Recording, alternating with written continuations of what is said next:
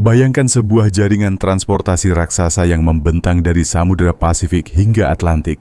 Iramanya, yang biasanya sibuk dan konstan, tiba-tiba hening, seolah-olah sebuah detak jantung berhenti mendadak. Di pelabuhan Los Angeles, suara deru mesin derek yang biasanya memekakkan telinga telah hilang, digantikan oleh desau angin. Di Shanghai, jalur pemuatan kosong. Di Chicago, pusat-pusat pasokan mengunci pintu gudang mereka. Ini bukan adegan dari film fiksi ilmiah. Ini adalah realitas baru dari ekonomi dunia kita. Di salah satu pelabuhan, 37.000 mobil baru berbaris rapi. Kap mesinnya yang mengkilap memantulkan dongeng yang pernah kita yakini, bahwa era perdagangan dunia akan berlangsung selamanya. Pertanyaannya sekarang, apakah ancaman tarif impor yang tinggi hanya mengganggu rute pengiriman? Atau apakah ini adalah awal dari terputusnya arteri utama ekonomi dunia? Semuanya dimulai dengan data yang mengejutkan. Perlambatan akibat tarif telah dimulai. Menurut data dari pelacak pengiriman Vision, pemesanan pengiriman peti kemas dari Tiongkok ke Amerika Serikat anjlok hampir 50% dibandingkan dengan periode yang sama tahun sebelumnya. Kabar burung yang beredar di dunia maya mulai terkonfirmasi. Pelabuhan-pelabuhan besar melaporkan penurunan drastis jumlah kapal kargo. Pelabuhan Seattle bahkan diisukan berubah menjadi kota hantu. Jin Seroka, Direktur Eksekutif di Pelabuhan Los Angeles, salah satu pelabuhan tersibuk di dunia, telah memperingatkan bahwa volume pengiriman dari Tiongkok akan anjlok secara signifikan. Badai perjalanan kosong atau empty voyage di koridor Trans-Pasifik telah membatalkan sekitar 367.000 unit peti kemas dari jadwal pengiriman hanya dalam waktu 4 minggu. Jumlah ini setara dengan puluhan ribu truk kontainer yang lenyap dari peredaran. Ini adalah kontraksi atau penyusutan yang belum pernah terjadi sebelumnya, bahkan di puncak pandemi sekalipun. Raksasa-raksasa samudera yang biasanya mengoperasikan 6 rute per minggu, kini mengambil jeda hingga 6 minggu. Di darat, peti kemas berukuran 12 meter menumpuk di halaman penyimpanan, membentuk gunung-gunung baja. Keheningan di pantai ini bukanlah karena kabut atau badai. Ini adalah keheningan baja dari kebijakan yang dikirim melintasi lautan dengan satu tanda tangan. Kebijakan tarif baru, 25% untuk mobil, 50% untuk baja dan aluminium, dan tambahan 10% untuk hampir semua barang konsumsi dari Eropa dan Asia, disambut tepuk tangan di Washington, tetapi menyebabkan desahan panjang di Wall Street. Mari kita lihat dampak langsungnya. Untuk 37.000 mobil yang menunggu di pelabuhan, setiap kenaikan tarif sebesar 5% menambah biaya tambahan sebesar 800 miliar rupiah bagi distributor. Akibatnya, raksasa otomotif seperti Audi, BMW, dan Subaru menunda peluncuran beberapa model mereka di Amerika hingga 6 bulan. Konsumen di ruang pamer mulai merasakan perbedaannya.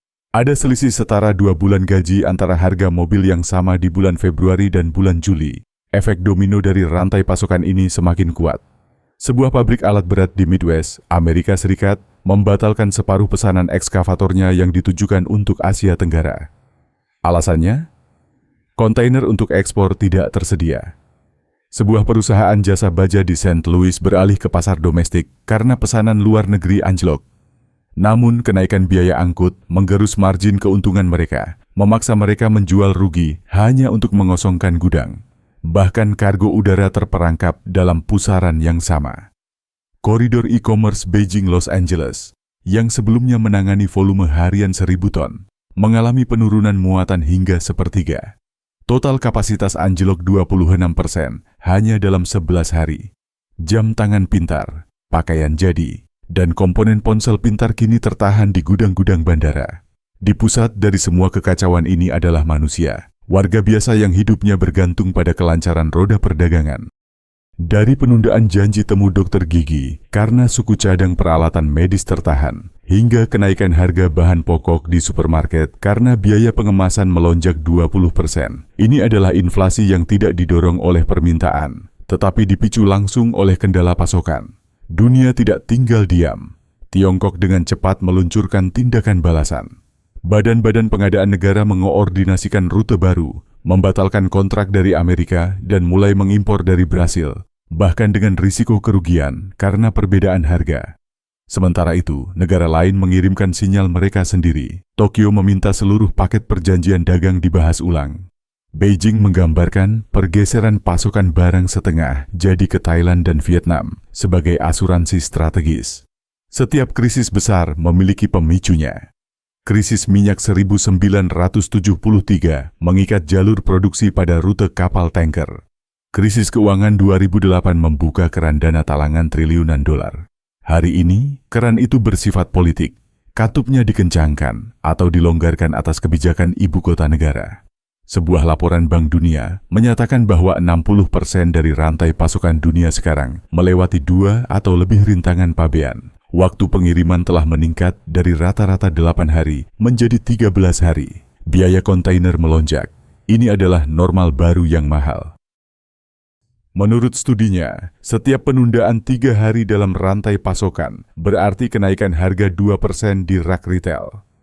Jika pengiriman yang biasanya memakan waktu 35 hari sekarang memakan waktu 45 hari, konsumen pada akhirnya membayar harga 7 hingga 8% lebih mahal. Beberapa skenario meramalkan bahwa dinding ini akan melunak setelah pemilu berikutnya. Skenario lain meramalkan regionalisasi akan menjadi permanen, dengan koridor manufaktur bergeser ke Kanada dan Meksiko. Namun, keahlian yang dibangun selama 30 tahun di jalur Los Angeles-Beijing tidak dapat ditransfer ke rute lain dalam semalam. Para sosiolog menyebutnya erosi memori institusional. Tidak ada akhir yang pasti untuk cerita ini. Bahkan jika hambatan pabean dihilangkan besok, butuh bertahun-tahun untuk mengembalikan kepercayaan yang hilang.